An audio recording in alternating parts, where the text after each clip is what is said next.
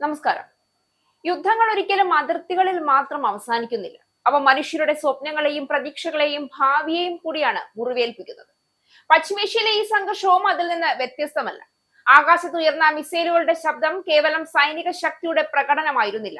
ലോക സമാധാനത്തിന്റെ നാടുകളിലൂടെ പാഞ്ഞുപോയ ഭയത്തിന്റെ പ്രതിധ്വനി കൂടിയായിരുന്നു അത്.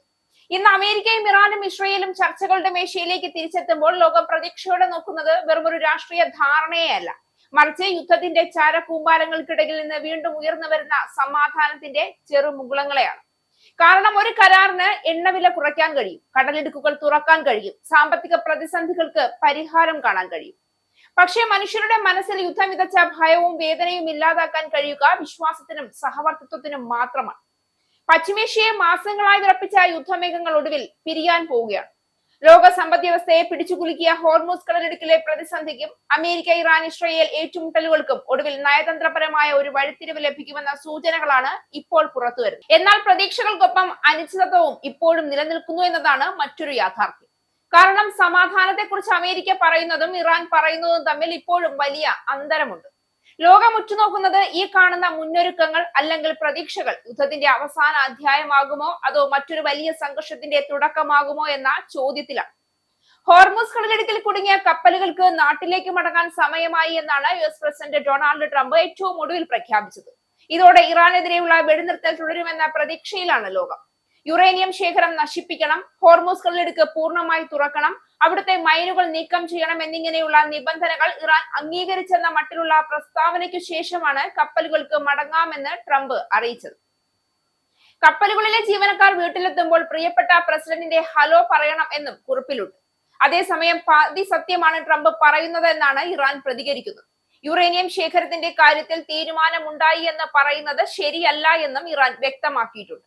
വെടിനിർത്തൽ 60 ദിവസം കൂടി നീട്ടാനുള്ള ഏകദേശ ധാരണയായെന്ന് കഴിഞ്ഞ ദിവസം US ഉദ്യോഗസ്ഥർ അറിയിച്ചുവെങ്കിലും പ്രസിഡന്റ് ഡൊണാൾഡ് ട്രംപിന്റെ അനുമതി ലഭിക്കാത്തതിനാൽ അനിശ്ചിതത്വം തുടരുകയായിരുന്നു. US-ന്റെ വാക്കുകളിൽ വിശ്വാസമില്ല എന്നും പ്രവർത്തിച്ചു കാണിച്ചാലേ വിശ്വസിക്കൂ എന്നും ഇറാൻ ചർച്ചാ സംഘത്തെ നയിക്കുന്ന പാർലമെന്റ് സ്പീക്കർ മുഹമ്മദ് ബാഖിർ ഖാലിബാവ് എക്സിൽ പ്രതികരിക്കുകയും ചെയ്തിരുന്നു.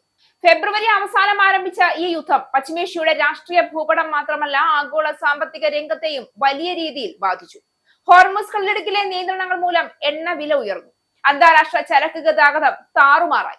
പല രാജ്യങ്ങളുടെയും സാമ്പത്തിക സ്ഥിരത തന്നെ ചോദ്യം ചെയ്യപ്പെട്ടു. ഇന്ത്യ ഉൾപ്പെടെയുള്ള ഏഷ്യൻ രാജ്യങ്ങൾക്കും ഇതിന്റെ ആഘാതം നേരിടേണ്ടി വന്നു. അതേസമയം ചർച്ചകൾ പരാജയപ്പെട്ടാൽ ഇറാനെതിരെ വീണ്ടും സൈനിക നടപടി ആരംഭിക്കാൻ അമേരിക്ക തയ്യാറാണ് എന്ന് പ്രതിരോധ സെക്രട്ടറി പീറ്റ് ഹെക്സത്ത് മുന്നറിയിപ്പും നൽകിയിട്ടുണ്ട്. അതായത് സമാധാനത്തിന്റെ വാതിൽ തുറന്നു കിടക്കുമ്പോഴും യുദ്ധത്തിന്റെ നിഴൽ പൂർണ്ണമായി അകന്നിട്ടില്ല എന്ന് സാരം. അതിനാൽ ഇന്നത്തെ ഏറ്റവും വലിയ ചോദ്യം ഇതാണ്: ഹോർമൂസ് വീണ്ടും തുറന്ന് വ്യാപാര കപ്പലുകൾ സ്വതന്ത്രമായി സഞ്ചരിക്കുന്ന ഒരു പുതിയ കാലഘട്ടത്തിലേക്കാണോ ലോകം കടക്കുന്നത്? അതോ ചർച്ചകളിലെ ചെറിയ ഭിന്നതകൾ വീണ്ടും പശ്ചിമേഷ്യയെ തീ പിടിപ്പിക്കുമോ? അടുത്ത ദിവസങ്ങളിലെ അമേരിക്ക, ഇറാൻ തീരുമാനങ്ങളാണ് അതിന് ഉത്തരമാവുക. ലോകം മുഴുവൻ ഇപ്പോൾ കാത്തിരിക്കുന്നത് സമാധാനത്തിന്റെ ആ പ്രഖ്യാപനത്തിനായാണ്. ചരിത്രം നമ്മെ പഠിപ്പിച്ചിട്ടുള്ള ഒരു വലിയ സത്യമുണ്ട്: യുദ്ധങ്ങൾ ജയിച്ചേക്കാം, എന്നാൽ സമാധാനം സൃഷ്ടിക്കാൻ അവയ്ക്ക് കഴിയില്ല. അതിനു വേണ്ടത് സംഭാഷണങ്ങളാണ്, പരസ്പര ബഹുമാനമാണ്, മറ്റൊരാളുടെ നിലനിൽപ്പിനെ അംഗീകരിക്കുന്ന മനസ്സാണ്. പശ്ചിമേഷ്യയുടെ മണൽപ്പരപ്പുകളിൽ ഇന്ന് എഴുതപ്പെടുന്നത് മറ്റൊരു യുദ്ധകഥയാണോ അതോ പുതിയൊരു സമാധാന ഗാഥയാണോ എന്ന് തീരുമാനിക്കുന്നത് നേതാക്കളുടെ പ്രസ്താവനകളല്ല, അവർ എടുക്കുന്ന വിവേകപൂർണമായ തീരുമാനങ്ങളാണ്.